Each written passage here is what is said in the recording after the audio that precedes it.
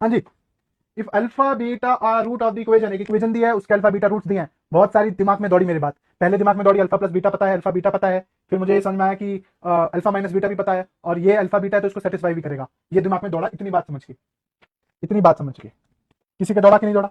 Then K1 and K2, क्योंकि K है यहाँ, are two values of K, इस K की दो वैल्यू हैं जो है K1 और K2, फॉर विच, जिसके लिए the root alpha and beta related to this.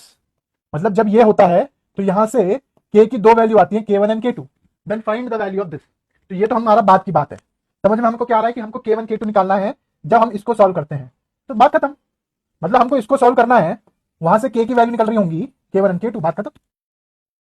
नहीं आया, क्योंकि alpha and beta are the roots of this equation. तो पहले तो इसको लिख लो, ये लिखा हुआ है के एक्स स्क्वायर, सारी टर्म्स अच्छे से लिख दूं अगर, माइनस के एक्स प्लस 5 बराबर 0, तो इसको लिखूंगा के times x square plus 1 minus के टाइम्स एक्स प्लस 5 बराबर 0। इसके रूट्स हैं अल्फा और बीटा, ठीक है, तो अल्फा बीटा रूट्स हैं तो alpha plus beta minus B by हो गया, मतलब के माइनस बी अपॉन के हो गया, अल्फा बीटा हो गया सी।